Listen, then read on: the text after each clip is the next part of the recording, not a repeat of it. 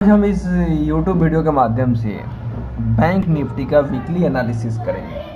उससे पहले bank Nifty के स्टॉक जो हैं, जो आपकी स्क्रीन पर दिख भी रहा है, ये मेजर स्टॉक हैं जो बैंक निफ्टी को ड्राइव करता है। अगर इन स्टॉकों में सपोर्ट या ब्रेकआउट दिखेगा इस हफ्ते तो अच्छा खासा तेजी रहने के चांस है, या कंसोलिडेशन या रेजिस्टेंस दिख रहा हो, नीचे की तरफ सपोर्ट ऊपर की तरफ रेजिस्टेंस, तो फिर रेंज बाउंड होने के कारण बैंक निफ्टी भी अंडर परफॉर्म करेगा, कंसोलिडेट करेगा, रेंज बाउंड में रहेगा। रेंज बाउंड को कैसे हम प्ले करेंगे, बैंक निफ्टी के लेवल की भी बात करेंगे इस वीडियो के अंत में। उससे पहले स्टॉक स्पेसिफिक देख लेते हैं। देखिए, एक्सिस बैंक में निचले लेवल से जो अक्टूबर में बॉटम बना है, बॉटम से एक 3 अक्टूबर जैसे मेरा डेट था, 3 अक्टूबर एक इम्पॉर्टेंट डेट है, वहाँ से बॉटम बना करके आप देखेंगे करंट मंथ का जो लो है ये 3 अक्टूबर का ही। देखिए, इस्तीफाक से 3 अक्टूबर का ही बॉटम है और उस बॉटम से 750 760 के लेवल के ऊपर ट्रेड करना है।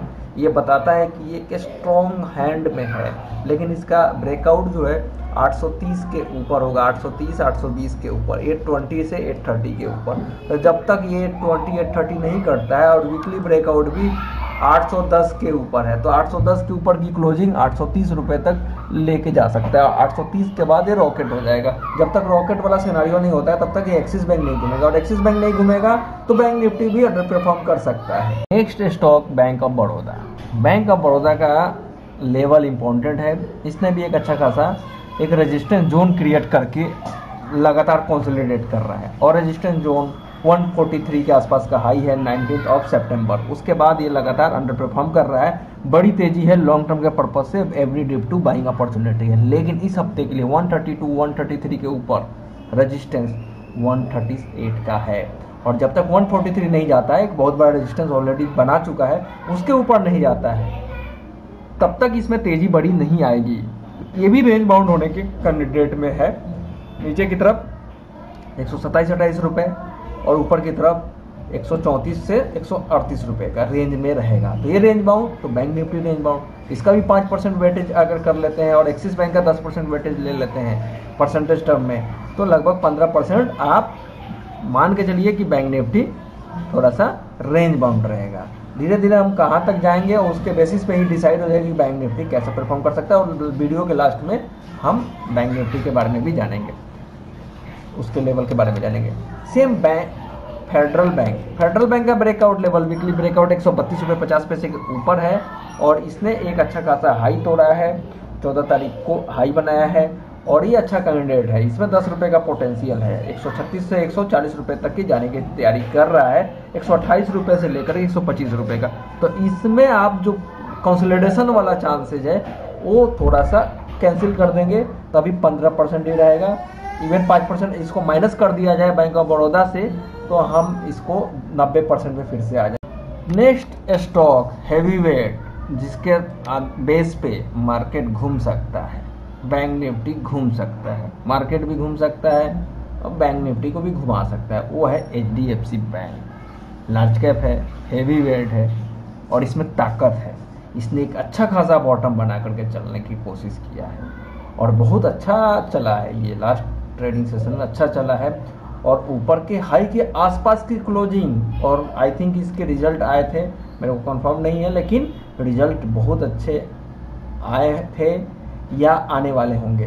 तो मेरे हिसाब से bank HDFC bank best buying level है।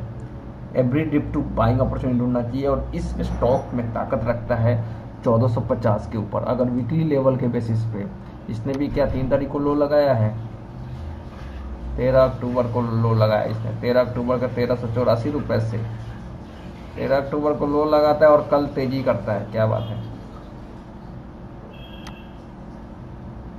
अगर हम बात करते हैं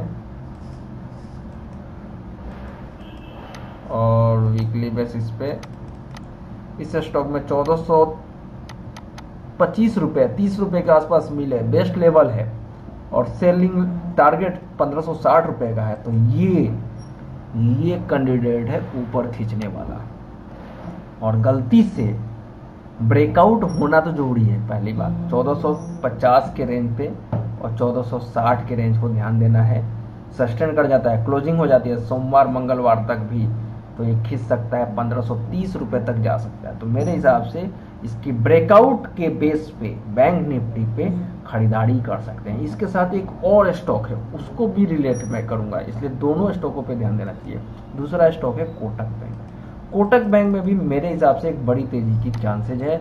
बैंक निफ्टी को दोबारा से ऊपर जाने के लिए कोटक बैंक को ऊपर जाना जरूरी है, और कोटक बैंक का ब्रेकआउट 1850 के आसपास है, और इंट्राडे में और 1800 के नीचे की क्लोजिंग बिल्कुल भी नहीं होना चाहिए। अगर ये 1810 के नीचे हो जाता है और एचडीएफसी बैंक अच्छा परफॉर्म करता है तो फिर बैंक निफ्टी कंसोलिडेट करेगा, लेकिन स्टॉक डाइवर्जन कर देगा, और बैंक निफ्टी को कंसोलिडेट करने के लिए कोटक बैंक किसी और दिशा में, एचडीएफसी किसी और डायरेक्शन में मूव करने लगे तो समझिए बैंक निफ्टी अंडर परफॉर्म करेगा। लेकिन स्टॉक स्पेसिफिक आप तेजी मंदी कर सकते हैं, मतलब कि इसको खरीद लीजिए उसको बेच दीजिए। तो कोटक बैंक मेरे हिसाब से तेजी का कैंडिडेट है। गलती से 1760 के जोन पे, जिस तरीके से मैंने बोला कि 1420 के आसपास आता है तो by on deep strategy use करना चाहिए। 1360 के नीचे नहीं जाएगा एचडीएफसी बैंक, पोजिशनल में व्यू दे रहा हूँ वहाँ। फिलहाल इन दोनों स्टॉकों का ब्रेकआउट लेवल को ध्यान रखना है, 1860 के ऊपर 1460 के ऊपर, दोनों लेवल के ऊपर दोनों क्लोज हो जाते हैं, सस्टेन कर जाते हैं तो रैली कंटिन्यू रहेगा, जिसका से बैंक निफ्टी में भी तेजी आ जाएगा। लेकिन दोनों का डायरेक्शन अलग अलग दिशा में चला जाता है तो बैंक निफ्टी अंडर परफॉर्म करेगा, लेकिन जिधर भी जाएंगे उस डायरेक्शन में बाई ऑन डीप हो जाएगा HDFC bank. Kotak bank already गिरावट पे लेना चाहिए 1760 तक के लेवल के लिए। तो ये मेजर ये स्टॉक है। Next stock SBI. एसबीआई भी 520 के आसपास, बार बार बोलता है वो 520 पे लेना चाहिए, और मेरे हिसाब से बॉटम बना चुका है। फिर से अगर गिर जाता है तो अच्छी अपॉर्चुनिटी है, और मेरे हिसाब से ये 600 रुपए के लिए तैयार हो रखा है।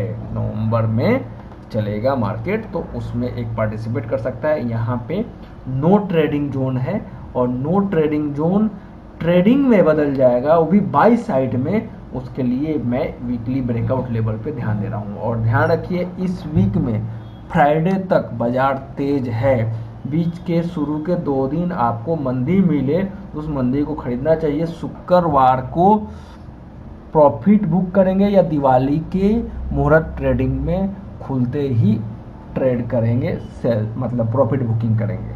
तो इस दिवाली की शॉपिंग 2 दिन मिल सकता है आपको डिस्काउंट में, उस डिस्काउंट को यूज करना चाहिए।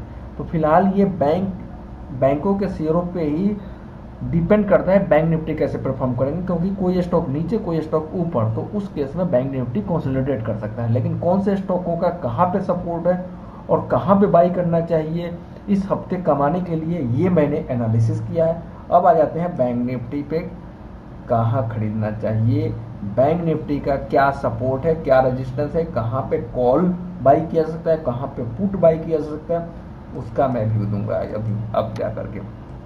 तो अब देखिए 39,660 सबको पता है बहुत बड़ा रेजिस्टेंस है, पहले भी यहीं से गिरा है। जब तक ये क्लोजिंग नहीं होता है तो बड़ी तेजी 40,200 40,200 से मार्केट जब 42,000 के आसपास का हाई लगा था तो 40,200 से बोला था कि जब ये टूटेगा तब 38,500 तक आ जाएगा, और वही हुआ, उससे भी नीचे गया था। तो मेरे हिसाब से 39,600-700 के ऊपर की क्लोजिंग जोर से खींचेगा, और उसके लिए कोटक बैंक और एचडीएफसी बैंक और एसबीआई तीनों को देखिए, तीनों में ब्रेकआउट आ जाए और 39,600 के ऊपर आ जाए तो फिर 40,200 के लिए बैठ जाइएगा ट्रेंड में। वरना 39,600 के आसपास जाए, कोटक बैंक ना चल पाए, एचडीएफसी ऊपर से गिरने लगे, एक्सिस बैंक जैसे बोला 1820-1830 के आसपास से गिरने लगे, एसबीआई में डाइवर्जन बनने लगे, 540 के आसपास जाके 520 की तैयारी करने लगे, तो समझ जाइए कि ये नीचे आ जाएगा कहाँ तक, 38,900 38,700।